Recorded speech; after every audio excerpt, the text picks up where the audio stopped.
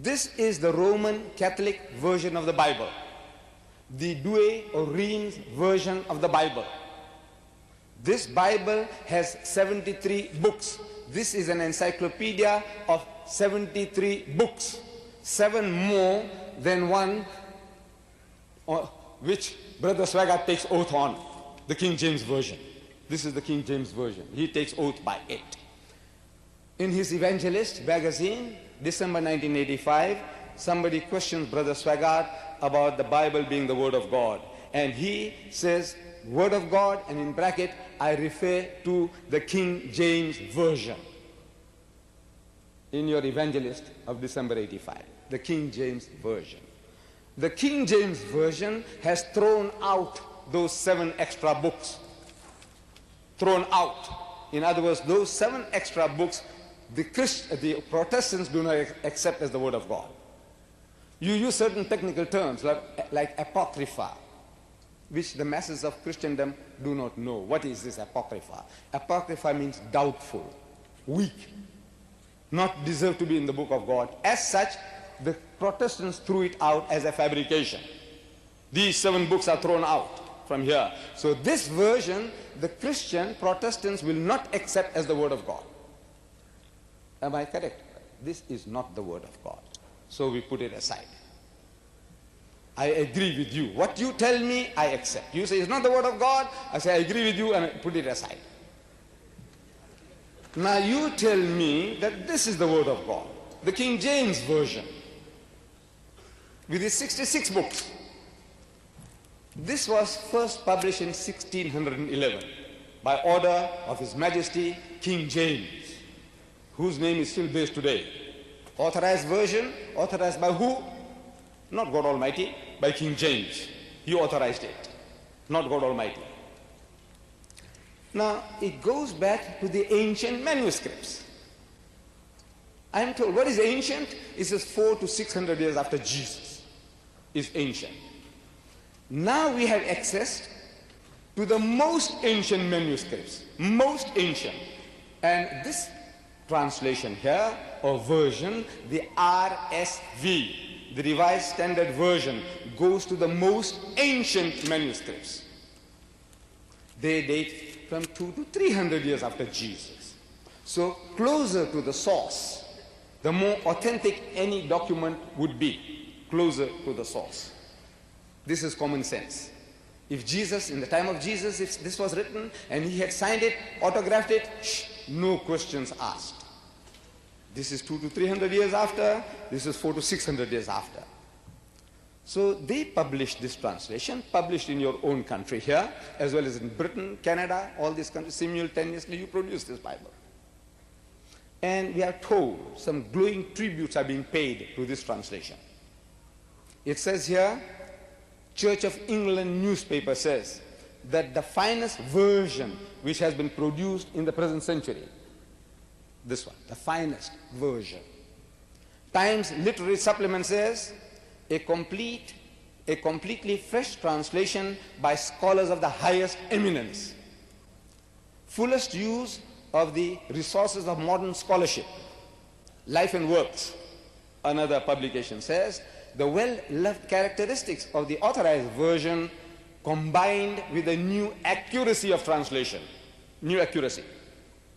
And the Times of UK, England, says the most accurate and close rendering of the original. These publishers of this Bible, the one who got it about first in 1952, they pay some glowing tributes to the King James Version.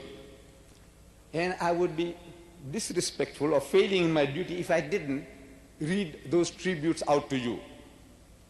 Why, Brother Swaggart loves it, and I myself. In every quotation that I will give, I will be quoting from the King James Version. I love the language.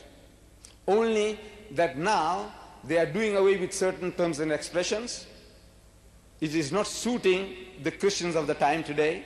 Like, for example, the quotation my Brother Swaggart ended with, where Paul on the Damascus road, a persecutor of the early Christians, going to Damascus, and he sees a vision in which Jesus Christ appears to him and speaks to him in the Hebrew language. Saul, Saul, why persecutest thou me? Why kickest thyself against the pricks?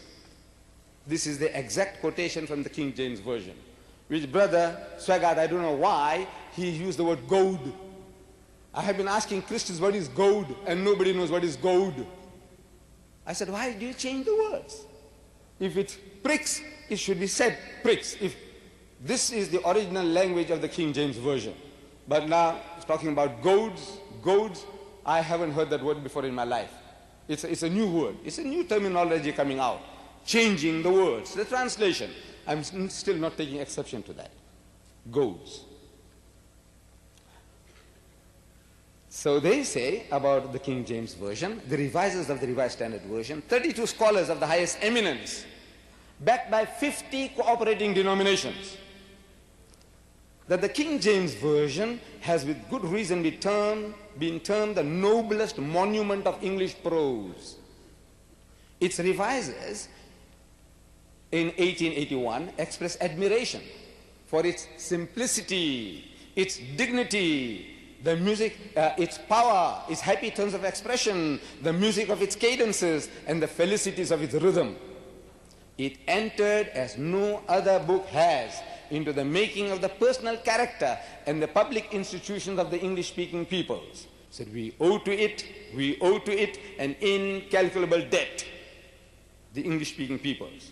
The Americans, the Canadians, the British, and people like me who have adopted English as our mother tongue. I speak English better than any other language. It's not as good as Brother Swaggart's, but English happens to be my mother tongue because I dream in English and I swear in English. That makes it my mother tongue, according to the psychologists. Now, this is the tribute. If somebody paid such a tribute to the Quran, I can't imagine a Muslim scholar bettering it. Now, prepare for the shock. I said, prepare for the shock. From these 32 scholars of the highest eminence, backed by 50 cooperating denominations, they say, yet the King James Version has grave defects. And that these defects are so many and so serious. These are not my words. They are so many and so serious as to call for revision in the English translation. Calls for revision. And they revised it. And in the revision, the kingpin of the evangelist, the preacher, the hot gospeler, the Bible thumper, John 3:16. No Christian preacher is worth the name if he can't clinch the deal with John 3:16. John 3:16. For God so loved the world, in the Authorized King James Version, that he gave his only begotten Son. My brother Swaggart changed the word begotten to unique. This is not from the King James Version. The King James Version says begotten.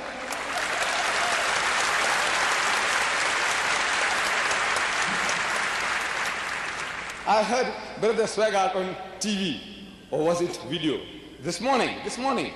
There he's speaking to a group as if it was his own church group, you know, giving some lessons on Babylon, and I think it was on that or another one. He used the word begotten this morning. And in 8 hours' time, he changed it to unique. I'm asking, are you ashamed of the word begotten? Are you ashamed of it? That Jesus is the only begotten Son? And Brother Swaggart, in one of these 30 books that I had to purchase in South Africa before coming, these are his books. More than 30 I purchased, and I went through each and every one of them. I had to. I want to know what my brother is talking about. What does he really believe in? Because generally when you speak to a Christian, every Christian happens to be unique, absolutely unique. As soon as you corner him somewhere, he says, but I don't believe in that.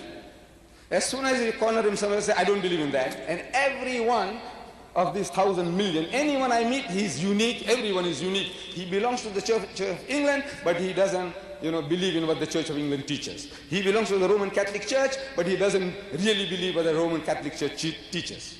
Everyone is unique.